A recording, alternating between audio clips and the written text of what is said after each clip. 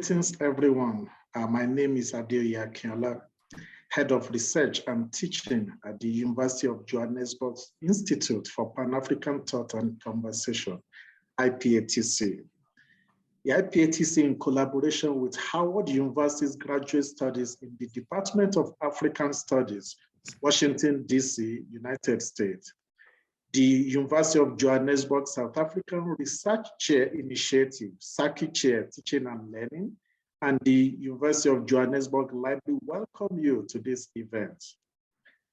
The book we are launching today, Ivory Towers to Ebony Towers, Transforming Humanities Curricula in South Africa, Africa, and African American Studies, was published by Jacana Publishers in February 2020. More than 250 copies of the book have been disseminated to stakeholders in South Africa, Africa, North America, and beyond. The book was funded by the Carnegie Corporation of New York, US. And the book has provided a platform for rethinking the humanities curriculum through Pan-African approaches that are relevant to South Africa's aspirations to achieve equity, access, and curriculum transformation.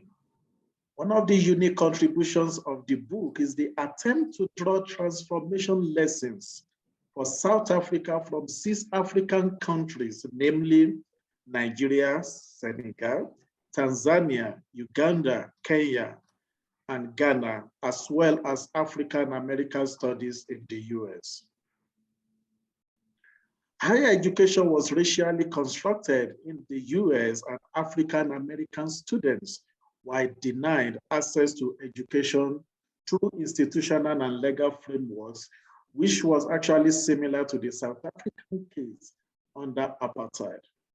The book we are launching today generally provides an intellectual conversation around Black intellectual thinking and the attempts to decolonize African and American African studies.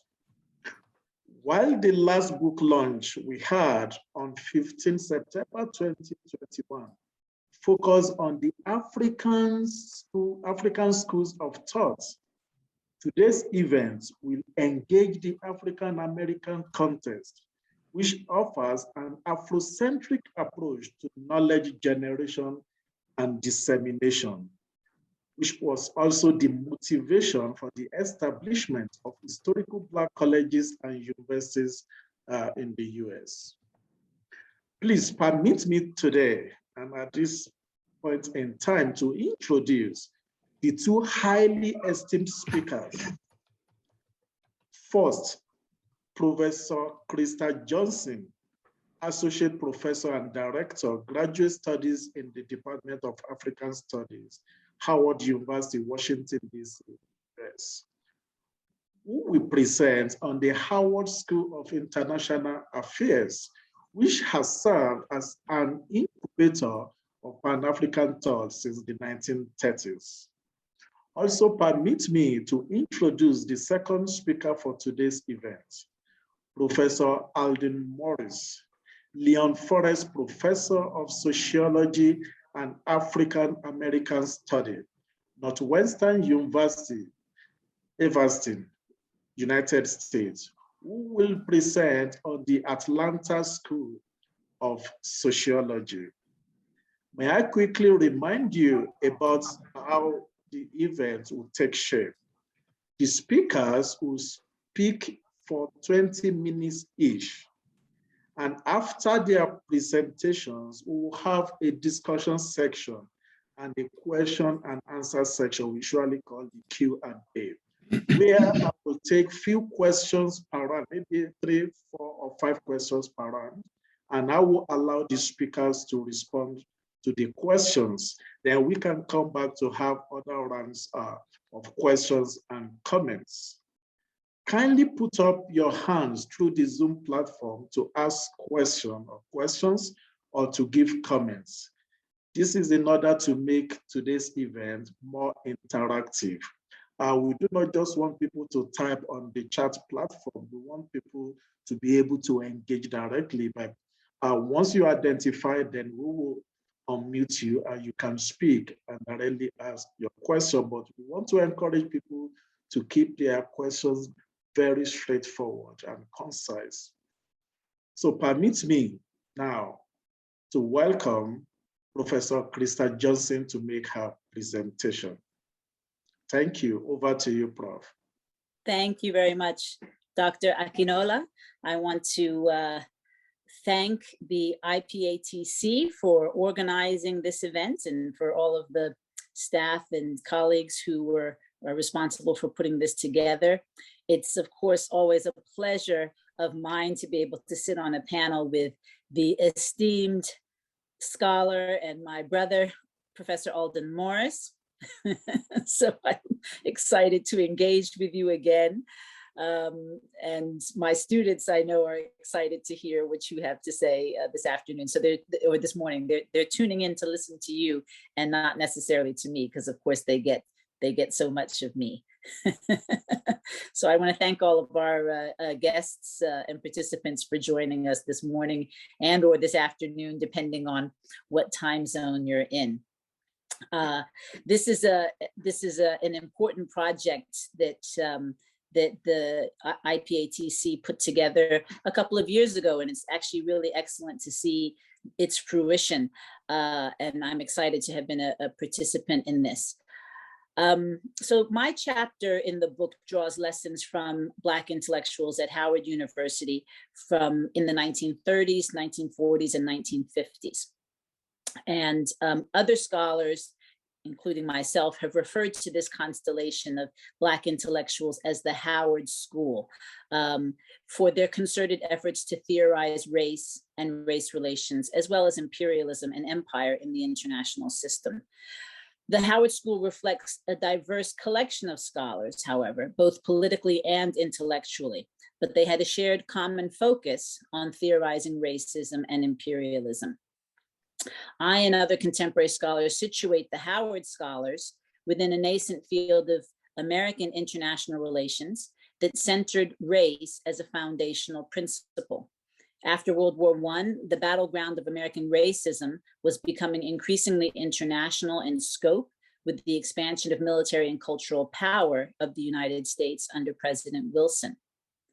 African-American thinkers, notably W.E.B. Du Bois, Alain Locke, and many of their mentees who formed the Howard School, or that we would include in the Howard School, engaged the political thinking of the time and regularly wrote on the follies of the League of Nations mandate system, the exportation of US race relations, imperialism's perils for democracy, and the geopolitical international order.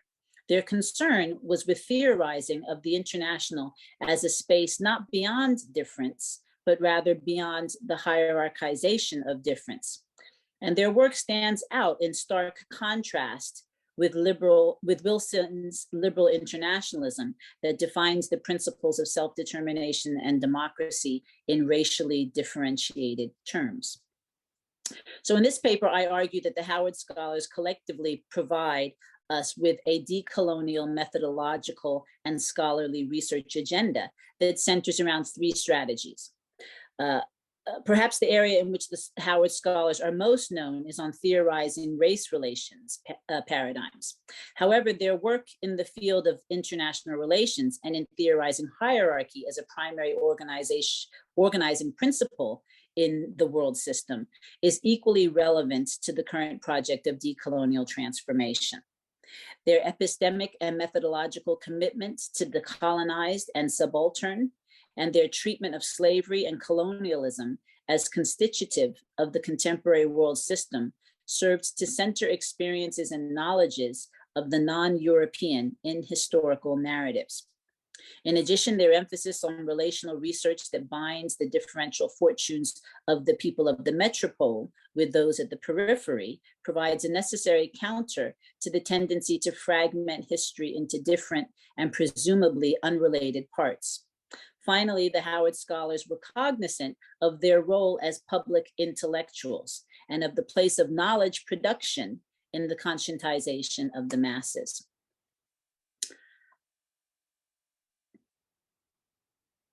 So in terms of problematizing paradigms, the utility of revisiting the work of the Howard School lies in the fact that they provide a rich and venerable episteme that centers race and its interlocking modalities of capitalism and imperialism in its interrogation of international relations in the international system. They were pioneers in conceptualizing race as a social construct, which, of course, the time that they were writing was very much the hegemonic and dominant thinking along on race was very much in the context of social Darwinism and very much from a biological construct of race. So the Howard scholars both rejected both biological and anthropological renderings of race. The conceptualization of race as sociological, a social race, allowed the Howard scholars to define race in expansive terms, but also focus on its role in enshrining and reifying exclusionary and oppressive practices throughout the world. So the Howard scholars understood race as a floating signifier or a marker of subordination. And they also theorized white supremacy as a global norm that was being disseminated across the planet and created a material and ideological reality in which racial difference and hierarchy came to be understood as constitutive of the order of things. Race in this regard is not only a marker of phenotypical difference, but of status, class, and political power. It is foundational to the imagination and construction of the modern states, civil societies, and the global order. So this theorization of the international system differs markedly from the dominant approaches of the time and those that have become hegemonic in international relations theory. That those hegemonic paradigms that privilege anarchy or power politics as the primary ordering principle in the international system, sovereignty and states as the principal actors, and sidelines questions of race and racism. Writing decades before our esteemed and recently departed colleague Charles Mills, who wrote, "White supremacy is the unnamed political system that has made the modern world what it is today." The Howard scholars, too, understood that the practices of race and racialization were as central to imagining the global as were the rivalries between European nation states. So a distinctive feature of the Howard scholars' work was that they offered a relational analysis in theorizing questions of race ordering, hierarchy, and exclusion. Merce Tate, for example, who was the first African-American woman to receive her PhD in political science from Harvard University, her analysis of the World War II era, for example, is one of transnational and transatlantic connections, in which she hones in on three processes that have historically undergirded the unequal global order. 1, theft of land, 2, theft of labor, and 3, violence, and thus connects the experiences of darker peoples throughout the world. For example, Tate diverged sharply with the mainstream political thinking and theorizing on fascism by engaging seriously with the racialized politics of fascism and connecting anti-fascism and anti-colonialism to struggles against racial oppression in the United States. Tate ably moves back and forth between interrogating both national and global contexts, offering a warning for white imperialists, but also speaking to a constituency of brown masses, in particular in the United States. I'm just cognizant of time because I know Dr. Akinola said he was going to cut me off. Let me just say a little bit more about Tate because she's the one scholar who I focus much of my work on. Tate also wrote on Hawaii and the Hawaiian annexation, and her account of Hawaiian annexation is cast as the genesis of American imperialism over people of color abroad. Most strikingly, she provides painstaking details of the role of that New England missionaries unwittingly played in this process by learning the language and converting the Bible and educational texts into written Hawaiian language and establishing schools that taught, trained, and converted teachers.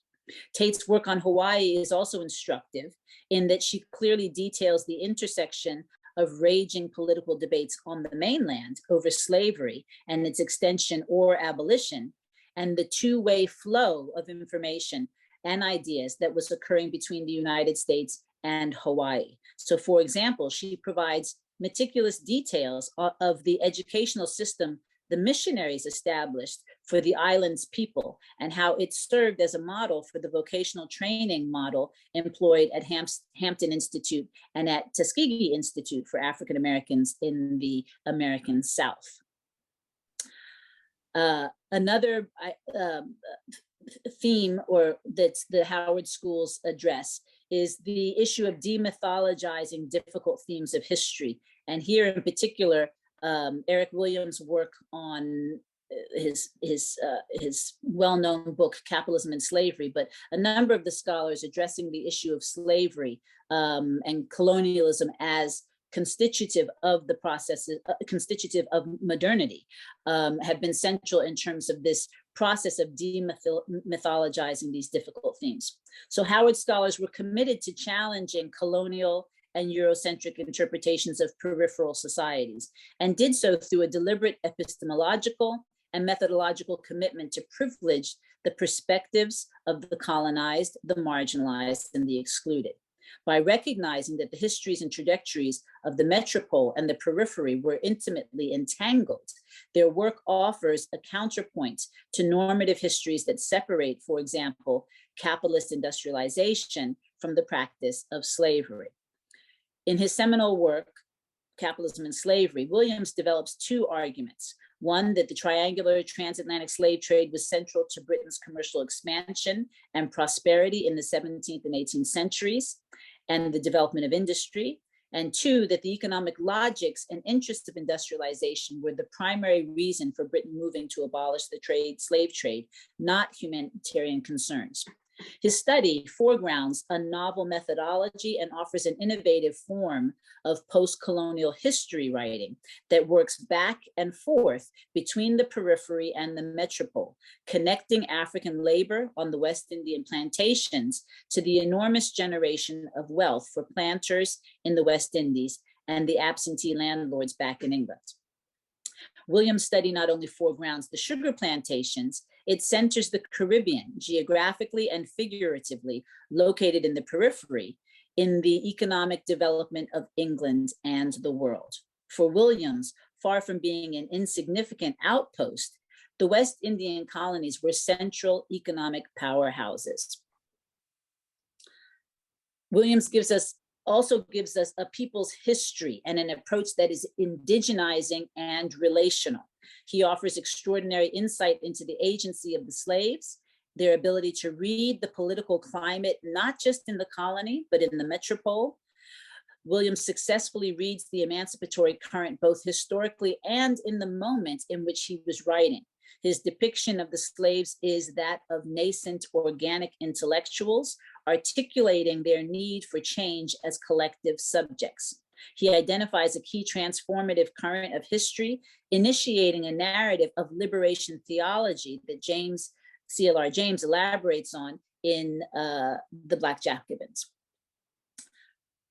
Okay, I'm on time, Dr. Akinola, don't worry.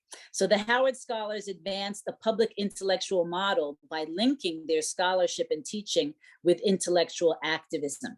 This cohort of radical Black scholars, activists, engaged the national and global Black public around a variety of salient issues of the day and forged meaningful personal and professional networks cemented in the community. The Howard scholars also served as a policy research nucleus, which not only criticized public policy, US public policy, but boldly proposed innovative strategies and prescriptions designed to counteract systemic challenges around race nationally and globally. One of the notable areas for this kind of engagement was the numerous conferences, events, meetings held on Howard's campus. In particular, the Division of Social Sciences held annual conferences that drew stellar lineups, including W.E.B. Du Bois, and addressed the pressing issues of the day. The Howard Scholars were also apt to use a variety of public vehicles, including commentaries in the Black press, articles, speeches, books, other forms of expression such as poetry and artistic writing, to change the terms of the political debate and advance a paradigm shift in thinking on race, imperialism, and hierarchy. Of note here is the remarkable role played by the Journal of Negro Education under the founding editorship of Charles Thompson. In particular, the publication of the annual yearbook of the journal provided a comprehensive study of a wide range of problems, many broader than the journal's name would suggest. For example, in the 1946 edition of the journal, a yearbook was titled "The Problem of Education in Dependent Territories" and included articles by Ralph Turner on imperialism, Rayford Logan on international trusteeship, and Du Bois on colonies and moral responsibility. Read by a wide audience, especially of Black educators, the journal was instrumental in disseminating a worldview of race. My concluding thoughts. Lessons of the Howard School include the need to mainstream our imperial legacies and expose our students to counter narratives that challenge the normative discourses and ideas that they are exposed to on a daily basis. The writing of the Howard School offers a rich archive from which to draw in our efforts to foreground the complex issues of slavery, imperialism, race, and hierarchy. Consider the transformative possibilities if a critical mass of international relations 101 courses began with the Ralph Bunchian or Howard School perspectives on the hierarchization of international political system, rather than the storied lessons of the Peloponnesian War. And some of that is actually now beginning to take place, but that's maybe up for discussion. We can learn from the relational analyses and methodology of the Howard Scholars, particularly in response to emerging conditions of global connectivity. So, as Akosua Ompofo argues, the erasure of Black lives by police shootings of Black people in the United States would be read as related to the erasure of African lives crossing the desert to Europe, will be read as related to the beating of one of Africa's leading writers, Binyavanga Wainaina, will be read as related to the absence of a single author I think this was a list, sorry, I cut off my thing, but in a list of kind of the top 20, texts on Africa. So this kind of relational kind of analysis and thinking is something that's the Howard Scholars is distinctive of them, but it's something that's very germane and relevant to today. And then finally, Howard School teaches us the continued need to forge an episteme that centers race and highlights the persistence of racial logics, not only in capitalist and nation-state modernity, as analyzed by the Howard Scholars, but in contemporary liberal humanitarian intervention, the war on terror, the racialization of immigrants and Muslims, and global practices of boundary making and border control. Thank you very much. Thank you so much, Professor Krista Johnson, and for actually managing the time effectively. Just as you have noted, the Howard School of International Affairs adopted a decolonial methodology research agenda by theorizing racism, and the school is very conscious of their role on centering race and slavery within the international system. Thank you so much for enlightening us on this. We'll see hear from you later on during the event. Please let me quickly call on the second presenter, Professor Adin Morris. Prof, over to you. So it's a real honor for me to present here today on this panel, especially with my colleague, Krista Johnson. I learned as much from her as she learns from me, I'm sure. And I want to thank Akinola for making this forum possible. I am very proud to be included as an author in the book titled From Ivory Towers to Ebony Towers. I, in fact, really like the title of the book. My chapter in that book is titled The Atlanta School of Sociology. Now, one of my tasks in that chapter was to discuss the Atlanta School of Sociology that was founded just before the dawn of the 20th century. And it was headed by the Black intellectual and activist, Dr. W.E.B. Du Bois. Now, as you probably know, Du Bois was one of the greatest American scholars that the United States has ever produced, and probably, in fact, that the world has ever produced. And when you think of Du Bois, one of the things we think about is how prolific he was as an author. In his lifetime, he published over 4,000 articles and many books, dozens of books. And he published something from the age of 15 to 95. He published something every 12th day of his life. Can you imagine such a CV? Truly a remarkable scholar. But Du Bois was not only a scholar, he wore many hats, including that of a sociologist, a historian, philosopher, journalist, novelist, public intellectual, activist, and Pan-Africanist. So Du Bois spent much of his 95 years working for the liberation of Black people worldwide by doing both intellectual and political work. Now, later, I will discuss the Atlanta School of Sociology in detail, but now I want to make just some preliminary remarks about the Atlanta School of Sociology. The Atlanta School of Sociology was a pioneering endeavor created during one of the worst historical periods for African Americans. This was the period of Jim Crow. And so the main mission of the Atlanta School was to overthrow scientific racism. And scientific racism claimed that Black people were biologically and culturally inferior to whites. This ideology was widespread throughout the natural and social sciences in America. And of course, it was pervasive throughout American society.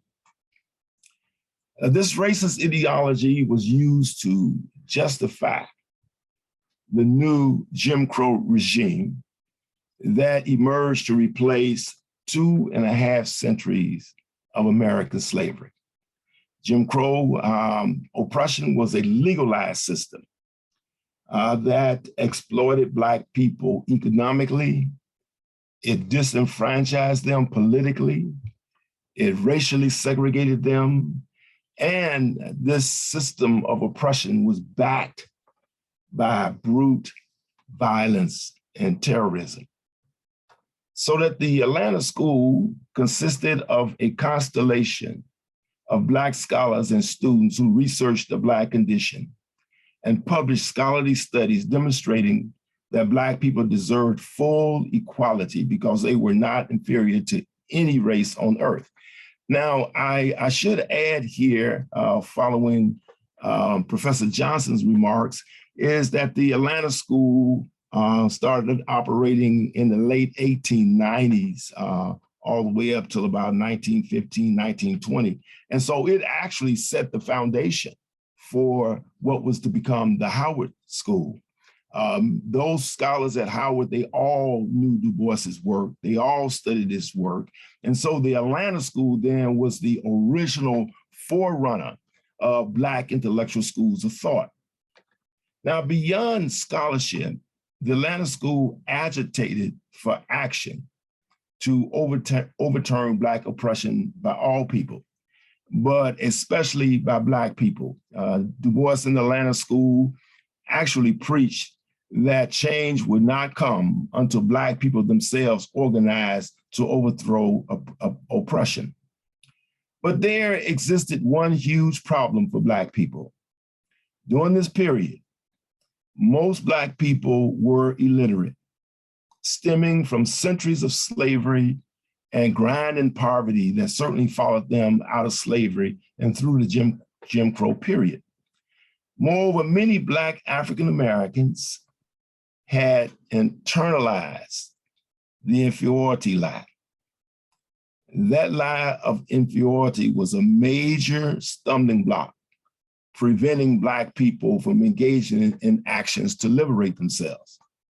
This predicament led the father of Black American history, Dr. Carter G. Woodson, to make a profound argument. Quote, "If you can control a man's thinking, you do not have to worry about his actions. When you determine what a man shall think, you do not have to concern yourself about what he will do. If you make a man feel that he is inferior, you do not have to compel him to accept an inferior status, for he will seek it himself." Now, I should add here that during that period, you can see all of these masculine terms being used, man this, man that. But of course, what they were doing at the time was referring to all of humanity in the masculine form. But we now know that that's not sufficient to account for all of humanity. Now, Dr. Martin Luther King Jr. agreed that the linchpin of oppression was the widespread dissemination of the idea of Black inferiority.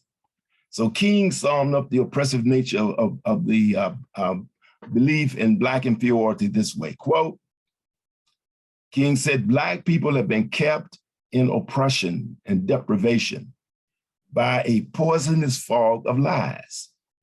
The twisted logic ran, if the Black man was inferior, he was not oppressed. His place in society was appropriate to his meager talent and intellect. The keystone in the arch of oppression was the myth of inferiority," end quote. Now, another problem existed. The meager education whites allowed Blacks to obtain was itself oppressive. This was the case because what we know is that when oppressors provide the oppressed with an educational system, whether it's from kindergarten to graduate school, it is designed to keep them subjugated. Oppressors have long known that an education that creates critical thinking is dangerous to their ability to rule. And thus, during slavery, slaves were forbidden to learn to read or write. In the Jim Crow period, ex-slaves were provided a pseudo-education designed to prevent them from learning to think critically and engage in actions that they needed to employ to overthrow the oppressor. Yet, history teaches that despite oppressive conditions, some members of the oppressed will figure out how to gain an enlightened education. Such individuals often become agitators and revolutionaries seeking to lead the oppressed into insurrections for freedom. However, for such an education to become widespread, a collective response is required. In the case of African Americans, a radical insurgent education was necessary. Such an education would need to teach African Americans their real history concerning slavery and Jim Crow, and it needed to instill in them the ability to think critically, develop self-confidence, and break free of internalized Black inferiority. And thus, a critical liberation school of education rose to address these seemingly intractable problems. Du Bois's Atlanta School of Sociology was to play that role. Now, remember, Du Bois's mission for the Atlanta School was the destruction of the belief in Black inferiority. Du Bois explained the situation this way. He says, quote, "When I entered college in 1885, I was supposed to learn there was a new reason for the degradation of the colored people that was because they had inferior brains to whites. This I immediately challenged. I knew by experience that my own brains and body were not inferior to the average of my white fellow students. I early, therefore, started on a personal life crusade to prove Negro equality and to induce Negroes to actually demand it," end quote. Thus, Du Bois centered his Atlanta School of Sociology on producing research scholarship, and activism to disprove the vicious lie that Black people were inferior. Now, the Atlanta School was unique in fundamental ways. It was developed in a Black university, that is Atlanta University, which was embedded in the large Black city of Atlanta. Its professors and researchers were overwhelmingly Black, and they were poorly compensated, and they had few resources to conduct and publish research. Its students struggled to survive given their relative poverty and meager resources available for their training and subsistence. And thus, the Atlanta School relied heavily on volunteer intellectual labor provided by Black professors, undergraduate and graduate students, alumni, community leaders, including school teachers and clergymen. Therefore, the researchers and scholars of this Black intellectual school of thought differ sharply from its elite white counterparts, like at the University of Chicago, who relied on well-paid professors and elite-trained graduate students. Because of their independence and unswerving goal to discredit Black inferiority and identify Black agency, the Atlanta School was indeed immensely successful. It proved through many empirical studies and intellectual capacities were equal to that of all races. In fact, that races were not real biological entities, but were socially constructed for the purpose of exploitation. The Atlanta School documented the rapid intellectual and material achievements of Blacks following slavery. It demonstrated that crime in the Black community was the outcome of social conditions and not inherited features of Blackness. Thus, in a systematic fashion, the Atlanta School dismantled the major sociological, historical, and anthropological foundations of scientific racism, which claimed that Black people were inferior.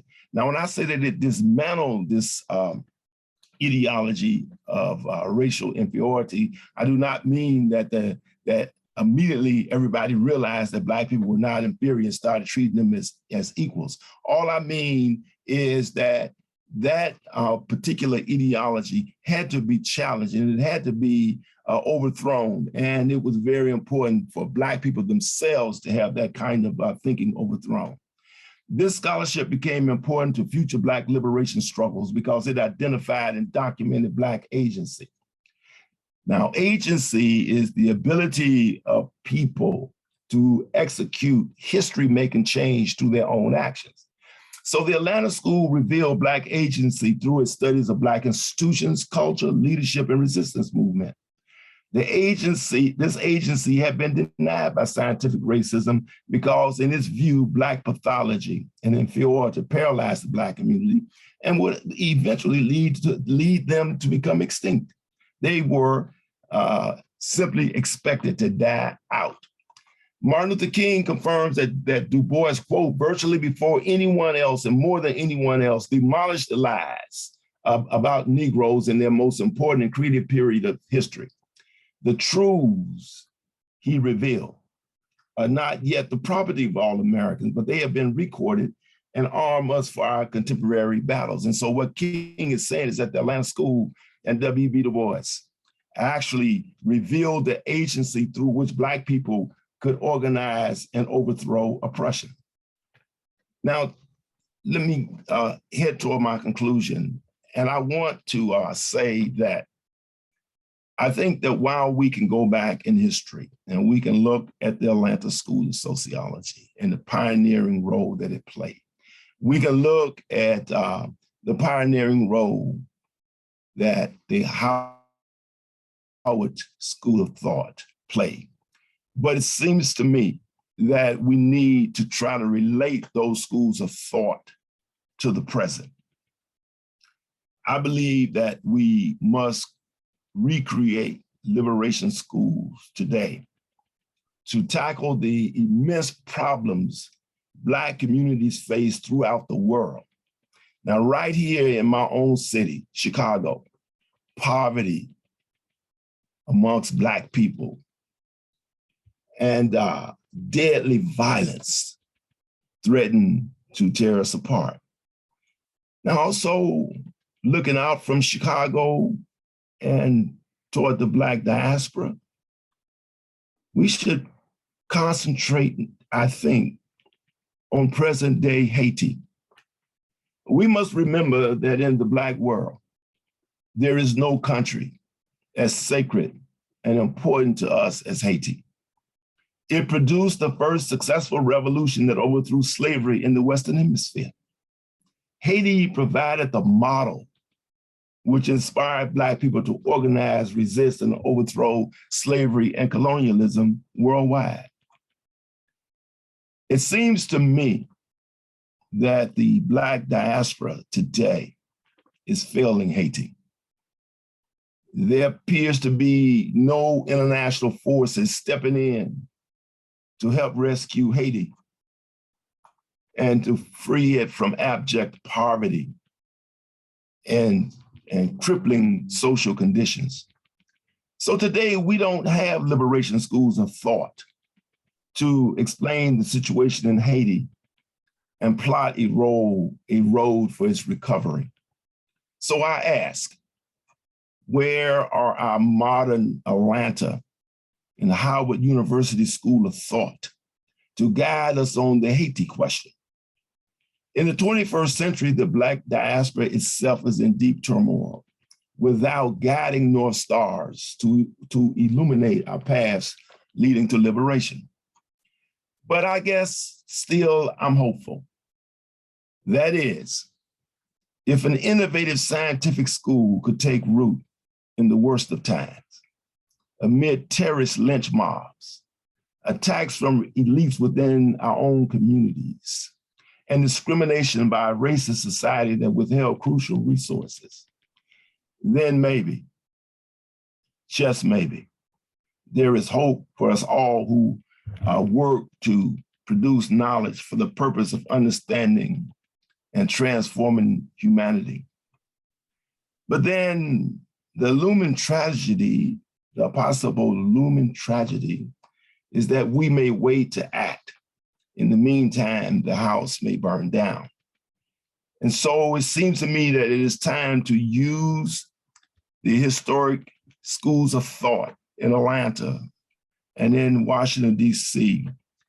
to inform us as to what we must do today, both in terms of producing scholarship and producing activism that can generate Black liberation. Thank you.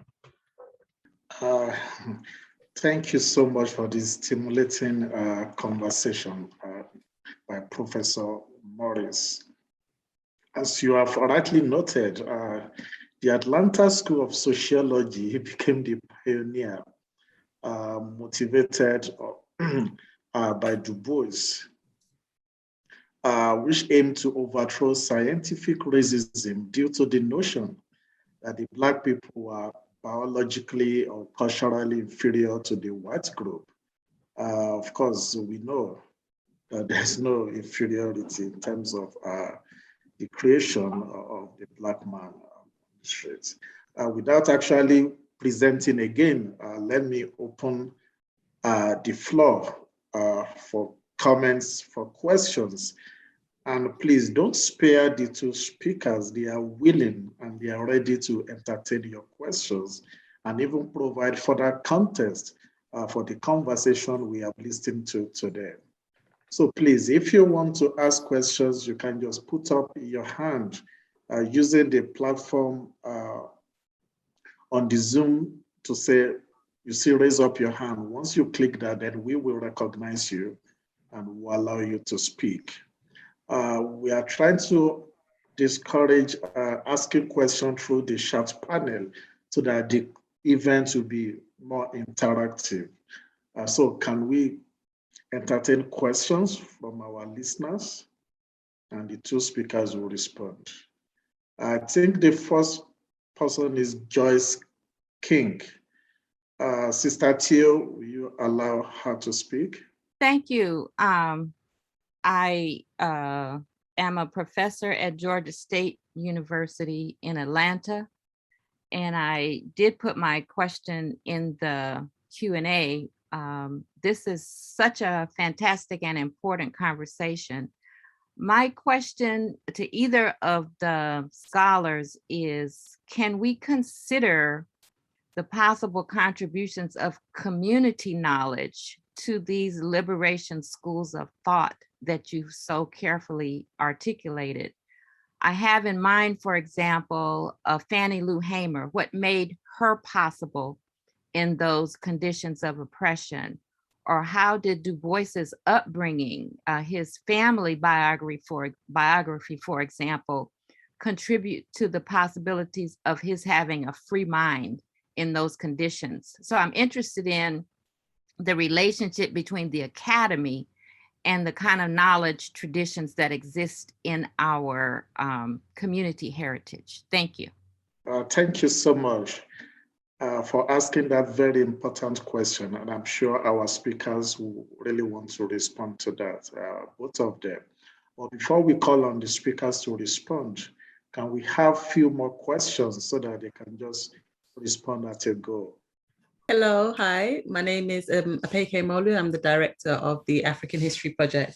Thank you to both of you for such wonderful presentations.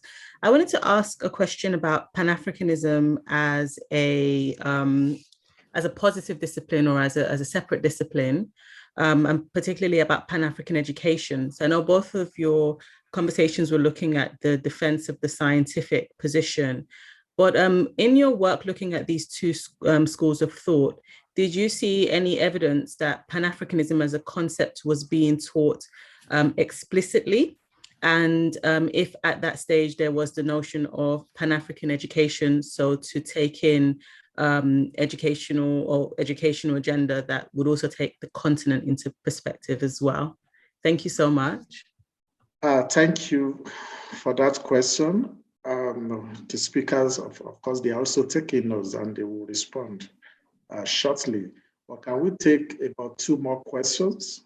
I would just like to extend my question to the continent, so that if we are talking about community, not just in the United States, but what traditions do we have in other parts of the diaspora? I'm thinking about Haiti as an example. For that revolutionary spirit, what was the source of it? It certainly wasn't the academy. Thank you for expanding on the question. And I'm sure Professor Morris will be willing to comment on this, particularly on the Haiti aspect. We also have someone else raising his hand, Lawrence. Sister Theo, can you let him ask the question? Thank you, everyone, for your comments. Really excited to be here. I would just like to ask, considering the comments made, do the speakers consider an application of colonialism in the 21st century? Is that still possible? There are several scholars who have discussed or deliberated the notion of something considered meta-colonialism, which would keep the current conditions where you have Europeans and even Americans in this day in society still present on the continent, while Africans and African descendants the world over are largely miseducated, as the speakers eloquently alluded to. So the question is it possible for colonialism to still exist in this current society where, due to globalization, we see the extraction-based economy where Africa has its resources sucked and distributed to European and American economies? Thank you. Thank you so much. Maybe we should allow the speakers to respond while waiting for other questions. So who wants to go first now? Okay, let me start with Professor Krista Johnson. Kindly respond to the 3 or discretion, just to respond to the questions they've asked. Thank you. Thank you, audience, and thank you, Dr. Akinola.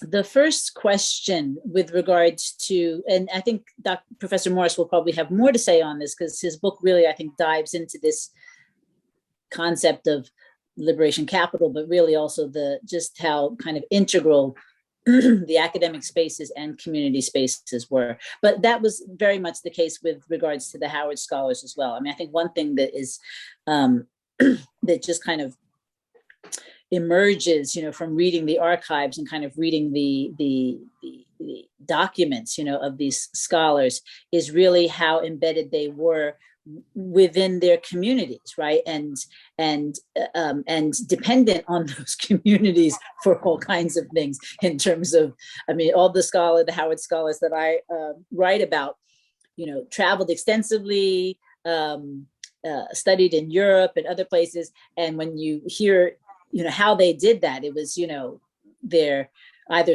their sorority giving them, a fellowship to go, or their sister, or a close family member or whatnot. So I think those community ties are really important, that we, even here, on Howard's campus today, I mean, we're still kind of, couched or, kind of bordered by an African-American community. And I think certainly more so than other institutions, we certainly have those ties into the community. But I think that we've, somewhere along the line, there's been a bit of a disjuncture in terms of, I mean, I think one of the things that, a good example from the Howard School of this kind of blurring of the line, if you will, I guess, between kind of community knowledge and community practices, and then academia in this kind of elitist, context, would be perhaps Alain Locke and his work with regards to adult education, especially. But I think there's, many other examples of the kinds of forums that they had and other things which really show that in certain respects, one can certainly point to examples of where their work was elitist, right? And kind of very much representative of the Du Bois's idea of the talented 10. At the same time, there was very much also kind of an understanding of and also a necessity in oftentimes, to kind of ground what they were doing in the community. And that did then very much, I think, Professor Morris will have more to say in terms of methodologies. A lot of the scholars that I focus on did specifically international work. So you were saying, how does that also relate to, I guess, even how do we bring in, say, other, kind of indigenous contexts?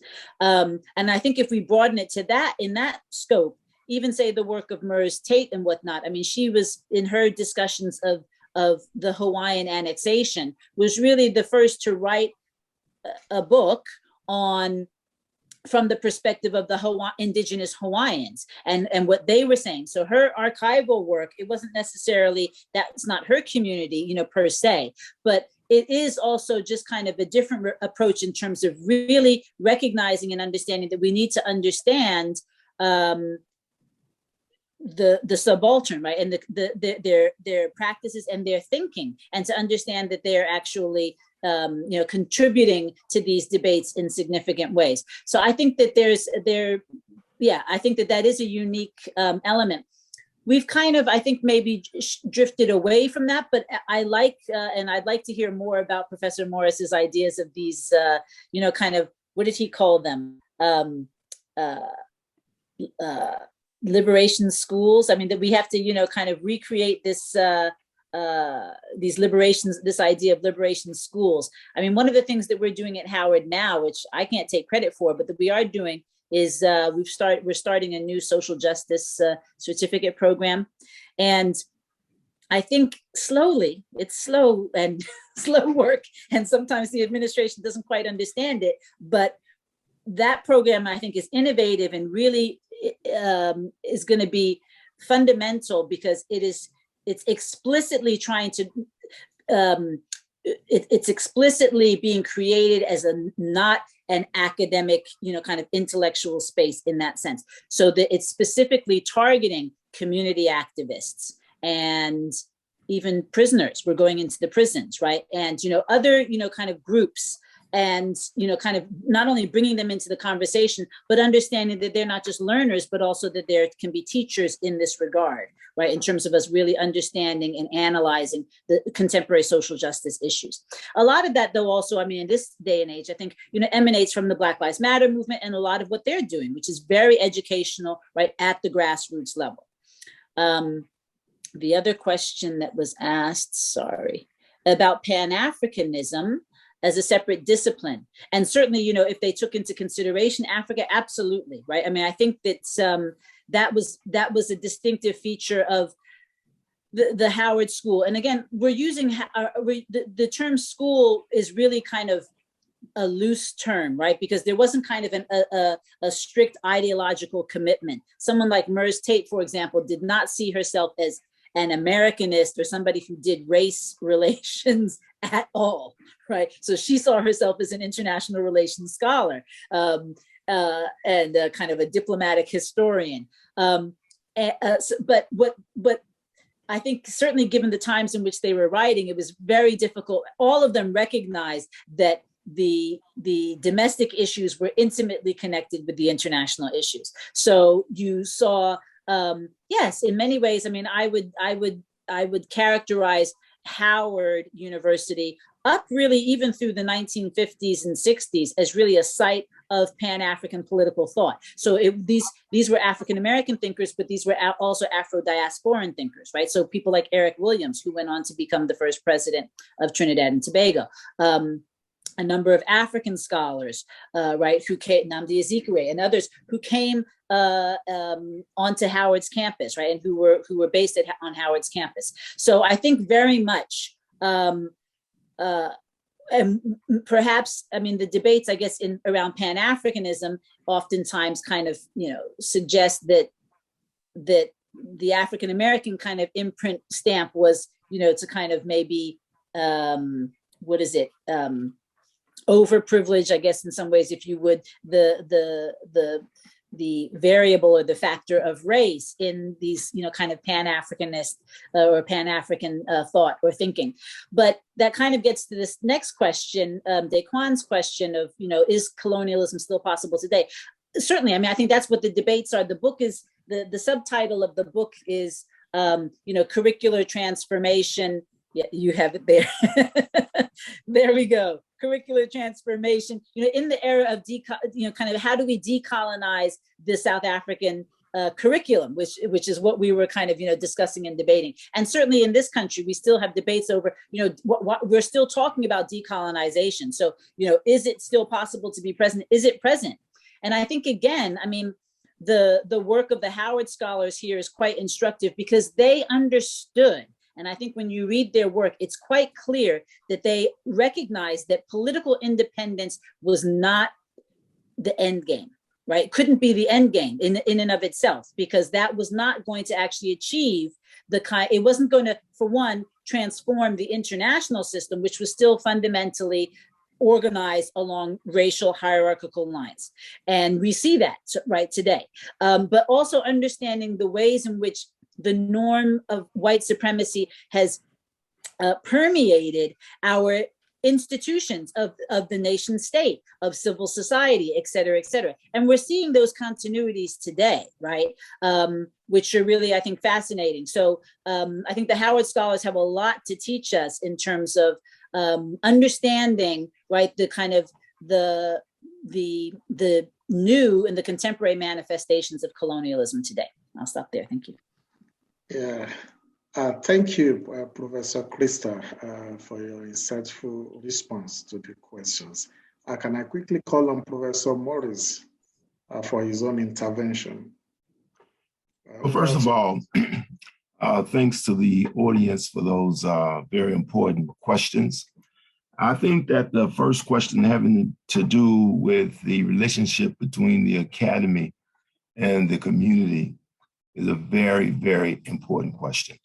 I think that what has happened is that when we deal with the academy now, is very different than what existed back during the Atlanta School and even the Howard University School.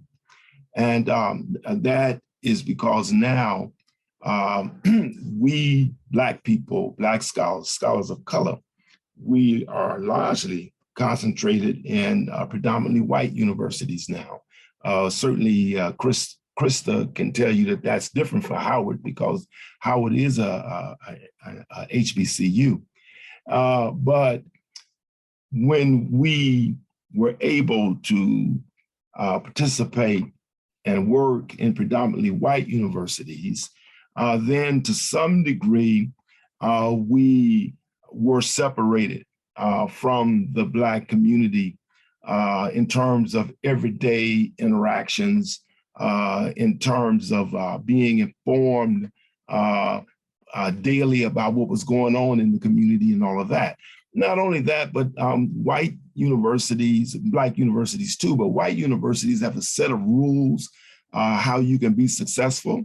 And you have to try to earn, get a job first of all, and then earn tenure and all of that. And to be successful at those schools is not being successful in the community. Those schools could care less about what happens in the Black community for the most part. So I think that there has been a major shift today than what existed then. But going back, and I think this will echo what Crystal said, the Atlanta School in many ways was the community. It was embedded in the communities. HBCUs were embedded in the communities. Black scholars could not teach at predominantly white universities, and so they were embedded in HBCUs and in the Black community. Remember that I said that the Atlanta School consisted of clergy. So there were quite a few Black clergy from the church that participated in the Atlanta School. In fact, some of the meetings of the Atlanta School were held in churches. Churches provided some of the resources, such as secretaries and so forth. Not only that, but there were many school teachers at the high school level that participated in the Atlanta School. And the students themselves came directly from the community. They were involved with the problems of the community. This is precisely why they were willing to go out and collect data within the communities for the Atlanta School. So at that point in time, then I don't think that we could talk about a separation between the academy and the community. Now, also, I think that there's a very important question, and that is, does knowledge exist within the community itself, apart from the academy? And my answer to that would be absolutely. And I think that one of the things that research shows is the presence of that kind of knowledge. And that is, to a certain extent, the reason why Du Bois and others could tackle the inferiority thesis, because they could show all of what was happening in the community that was not consistent with that thesis. So I would say that that we need to understand more and more the reservoirs of knowledge within the community, the kind of knowledge that made a Fannie Lou Hamer possible, and many, many other activists and so forth. But it is an important question now, I think, to constantly focus on what is the relationship between the academy and the community. I think that the idea of Pan-Africanism, I would not say that in the Atlanta School it was so explicit that we are doing Pan-Africanism or that we are teaching Pan-Africanism. But Du Bois was very clear that the Black university was to be different than the white university. It was to serve the interests of Black people. It was to produce knowledge for Black people. It was to produce ideas about how Black people could get free and so forth. And so there was certainly a Pan-Africanism kind of spirit to the Atlanta School and to HBCUs. And you must remember that Du Bois himself was involved in the first Pan-African, the first Pan-African conference, which was in 1900. And then in the Pan-African Congresses that went all the way up to, the 50s and so on. And so Du Bois was very ensconced in what Pan-Africanism was, and that spirit was certainly alive. Also, I would say that the the idea of colonialism being present on the continent today. The legacy of colonialism is so clear on the continent, and as is Jim Crow and slavery in the Americas. So if you want to understand Haiti now, we got to understand that after its revolution, that the white world, the United States and Europe, decided to punish Haiti, keep it in debt. And so Haiti has never been able to build a strong, independent society, especially along economic lines. And so I think when we also go back, we got to remember that the continent, as well as the Americas, such as in Haiti, they were robbed of many of their resources that went to fuel capitalism in America and in Europe. And so those countries and the African continent are still very much dealing with the legacies of colonialism, and they are still being exploited by the West, that is Europe and the United States. And so I would say then that the legacy of colonialism is still very, very much with us today, and that if we're going to really try to solve the problem, we got to understand that legacy and how it continues to affect us. Thank you, Prof. And I want to imagine that based on your responses, as well as that of Professor Krista, that people want to have one or two follow-up questions. So can I turn to the audience now for questions and comments? Once you put up your hand, okay, I can see Professor Adebajo. Sister Teal? Okay, can I come in? Doctor? Yes, please. Okay, thank you very much for really interesting presentations, and I never get tired of listening to these presentations. I'm just wondering whether it's desirable and whether it's possible to create schools of excellence in African American studies and also in Africa. In Africa, it's much more difficult because of the devastation that structural adjustment program and government interventions in some countries have had on the educational system.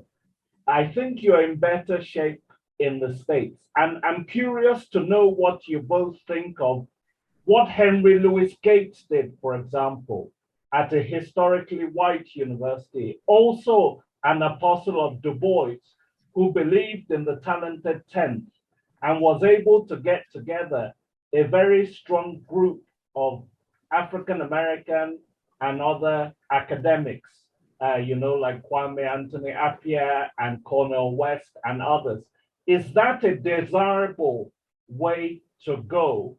And why haven't we been able to create or recreate these schools of excellence in places like Howard or in other places as well? And I really would like you not to avoid commenting on Henry Gates. I know he's a very powerful figure, but please knock him if you have to. Thank you for the question. Okay, maybe I should ask this question and the two of them can also respond when they're trying to package their response to Prof's earlier question.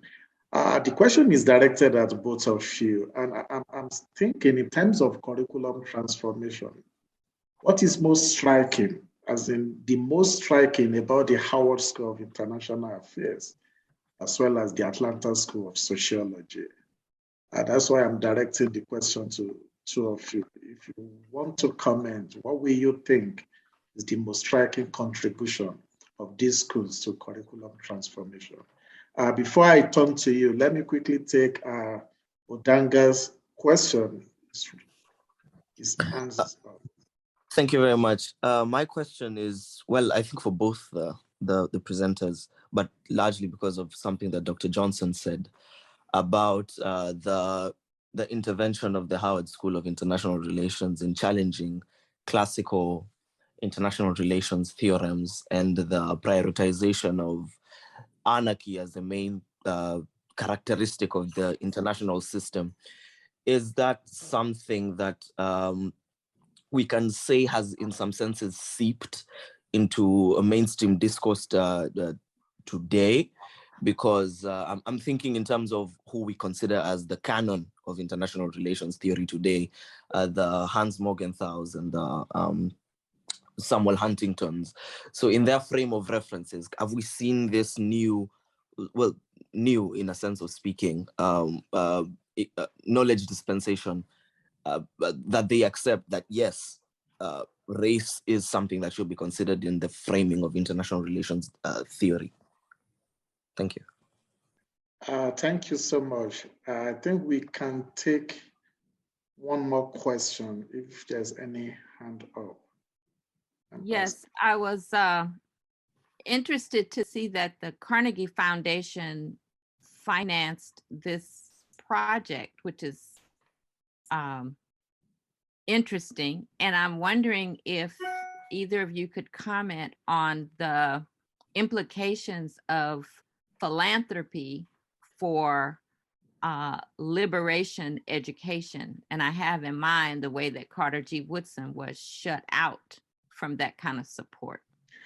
Thank you so much. I think we should go back to our speakers and give them the opportunity to respond to this. Though we are almost running out of time, so maybe we'll give them five minutes at most to respond to the questions we have put on their tables.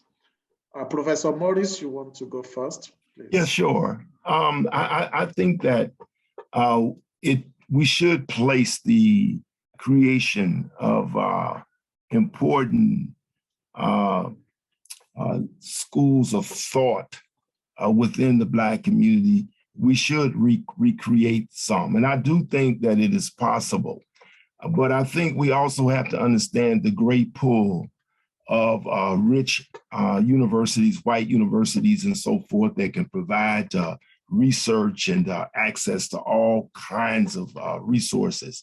I mean, speaking directly to Henry Louis Gates, I think the African American Studies Department that he and Cornel West and others created was really very, very important. It legitimized the study of Black people and African American studies in particular. But at the same time, it is a product of Harvard.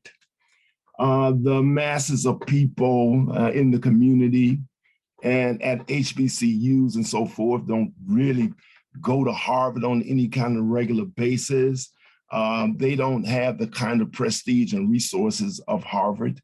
And so I think that we should applaud what Skip Gates and others have done in terms of African-American studies at Harvard. But I think we also have to understand the limitations of it being embedded in a rich white university with its own set of interests and so forth.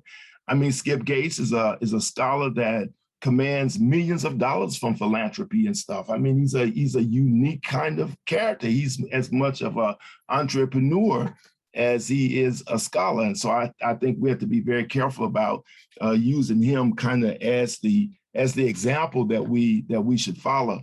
But yes, I do believe that we should create some form of critical schools of thought within the community. It perhaps could be in terms of think tanks kind of institutions, but it is certainly something that we should put on the map. I would just briefly say that the most striking thing I think about the Atlanta School is that, once again, it was a constellation, a concentration of Black scholars and Black students and Black community people who saw the need to research and publish on the social conditions and the plight of Black people. And I think that it's clear that they relied on themselves and that they trusted each other and that they respected each other. I think also it's very interesting to the degree to which they did this without very many resources. The philanthropists of the day largely would not fund Du Bois in many ways. As was mentioned, the same thing was true for Carter G. Woodson. And so I think that what those examples show is that Black people have the creativity, the intellectual power, the vision to really create these kinds of schools of thought. And I think that should be on the agenda because they are certainly needed right now. Thank you so much, Prof. Professor Krista, I will turn to you now. Thank you. Let me just start actually, and I just wanted to add one thing to the conversation about, Pan-Africanism and just kind of whether or not that was taught explicitly for the colleague who asked that question. Howard's program on I wanted to highlight that Howard's program on African Studies, which was founded in 1954, was one of the oldest. I think probably Northwestern's beat us by a couple of years, but was one of the oldest programs on African Studies. And in fact, certainly predated Howard's program or Department of Afro-American Studies, which came into being in 1968. But also what's important to note is Alain Locke, as early as the early 1920s, actually proposed an Institute of African Studies. And in fact, that's part of the reason why he initially got kicked out of the university and had to be rehired by President Johnson after 1926 or in 1926. So I say that to say, from the beginning, from its inception, these scholars were not thinking about race and imperialism in a national context, but understood that what they were trying to do was global, right? What they were studying was global. So they were not proposing a program of Negro studies, a program of Black studies or African-American studies.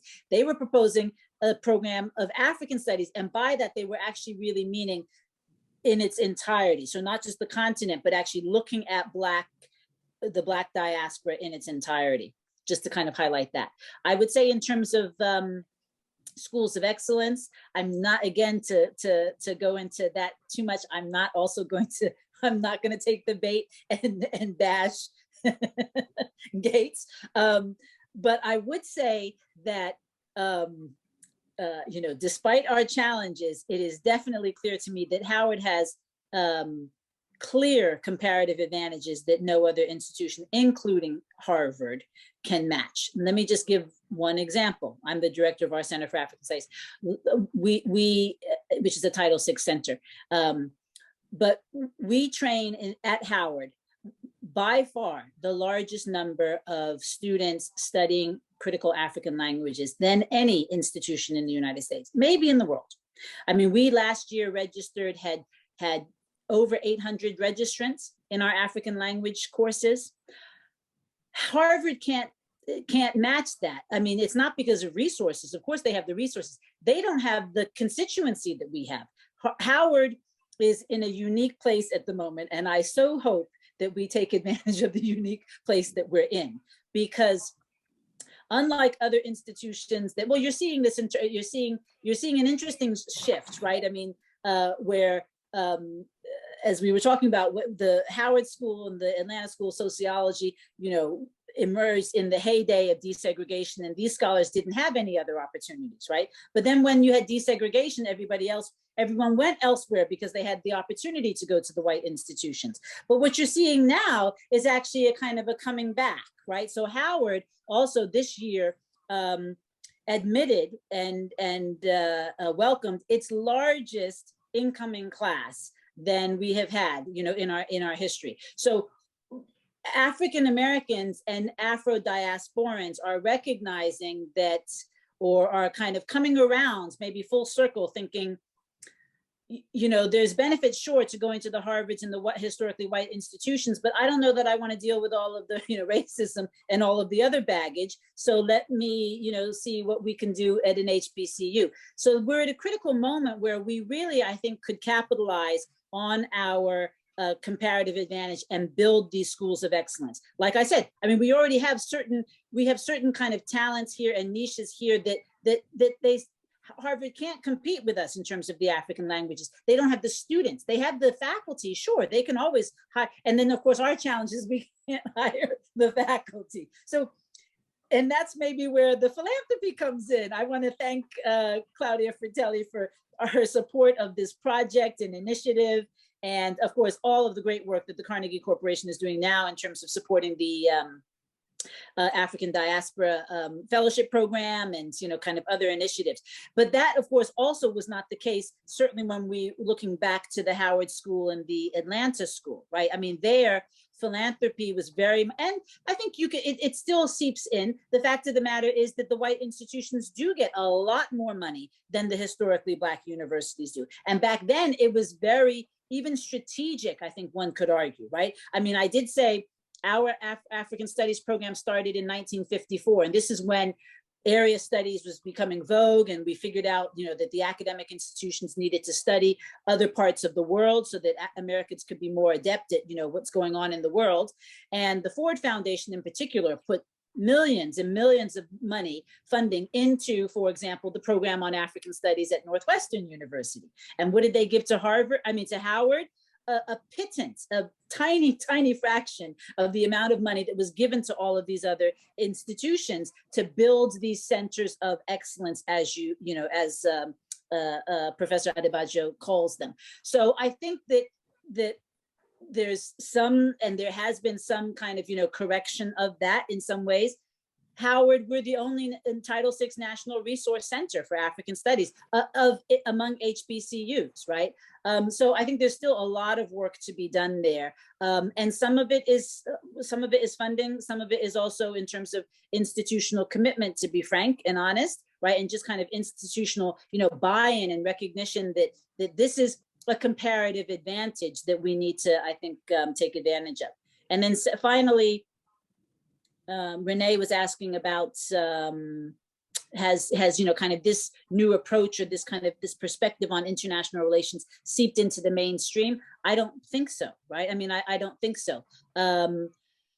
There's certainly becoming a more of a critical mass of scholars who are talking about and utilizing, bringing in race and racial hierarchy into, you know, their analysis of the international system. But I would hardly call it mainstream. And in fact, I mean, I think some of the, you know, the challenges that we're confronting, you know, today, you know, to this day, kind of just highlight how, you know, kind of, I think our refusal to really come to terms with the impact and the kind of the, you know, kind of the structural, you know, effects of racial hierarchy in the international system.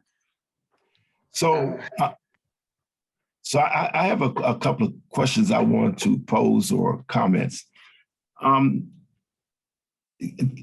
Given the question about philanthropy and what is its role in producing schools of excellence among oppressed people for the interests of oppressed people, Ade, I think he's in a position to talk about philanthropy and the role that it plays in the Institute of Pan-African Studies and at the University of Johannesburg. Perhaps he could really enlighten us what he thinks is the relationship between philanthropy and a enlightened curriculum. And to Krista, I like hearing all about the great advantages of Howard and its students and so forth. But as you well know, right now, Howard is under fire for what many of the students see as the administration oppressing them. And this has been a problem in HBCUs going all the way back. I mean, on the one hand, they could be sites of liberation, but they can also be sites of oppression. Du Bois had to fight the oppression at Fisk in the 1920s, for example, by by the the white administration at that time. And so it's very interesting as to how do you see, Krista, this dual thing, one of liberation and one of possible oppression of its own students, and philanthropy, Ade, about what role does it play at the University of Johannesburg? Thank you so much. And Prof, thank you for turning the table around by posing questions. I don't know if Professor Adebayo wants to respond to that in just 1 minute because we are out of time. Yeah, Prof. I mean, I'll be very quick. I can only speak from my own very small institute. And of course, it's been tremendously important because being able to have Black scholars, not only from Africa, but from America and also from the Caribbean, do work, research that challenges a lot of the orthodoxy and conventions and puts an authentic voice forward is very important. And I don't want to put her on the spot, but Claudia Fratelli from Carnegie is part of the group, and she would be in a better position to talk widely because I know that they've supported universities, not just in South Africa, but in Nigeria and Uganda and elsewhere on the continent. So this support is often really critical based on the state of universities in Africa that I described from the 1980s. Thank you. Thanks to you, Prof. And I saw Professor Morris nodding in acknowledgement. Thank you. Thank you for the short comments. We are actually running out of time, but I don't know if our partner from the Carnegie Corporation will want to just respond, just 1 minute. To actually sell the corporation, just the same way Professor Krista used to sell her own university to the audience. Our partner, Professor Krista, please, can you respond so that you don't get away with this? Can you kindly respond to Professor Now, see, I thought you were going to save me, Dr. Akinola, because of course, this is, okay, in the States, this is, I mean, it's not front page news, but it's, kind of known, and don't put me on the spot with my administration. I'm trying to get stuff done at power. So, I mean, but I'm in full support of the students. I think that's, as Professor Morris said, it is a bit of a perennial challenge. I think a lot of it, though, does stem from the nature, again, the nature of our constituency. It has many comparative advantages, but we also have a very high number of Pell Grant recipients. We actually provide, I mean, just to turn for a minute, we actually provide more on-campus housing than any of the other universities in the Washington, D.C. area. But the challenge is that our students require more on-campus housing, right? So we're in a bit of a catch-22, right? So I don't want to put all of the blame on the administration. They certainly could do a better job of communicating and also just kind of, providing certain resources or levels of support. There's criticism to be had there, but the students also have very, very valid demands, and it's a perennial, challenge. Thank you, Dr. Akinola. Okay, thank you so much. In fact, big appreciation to everyone for actually maximizing their time to attend our event today. Thank you to the two speakers, Professor Krista, Professor Morris. I also appreciate the Carnegie Corporation sponsoring the entire project. I want to also appreciate Jacana Media for publishing the very important book on curriculum transformation. I also want to appreciate the University of Johannesburg library team, Sister Theo. I appreciate your effort, and also my colleagues who have supported the successful host of this program, Mpume, Tandy, Bennett. Thanks to every one of you, and hope to see you again when we have another event like this. Thank you. The University of Johannesburg, the future reimagined.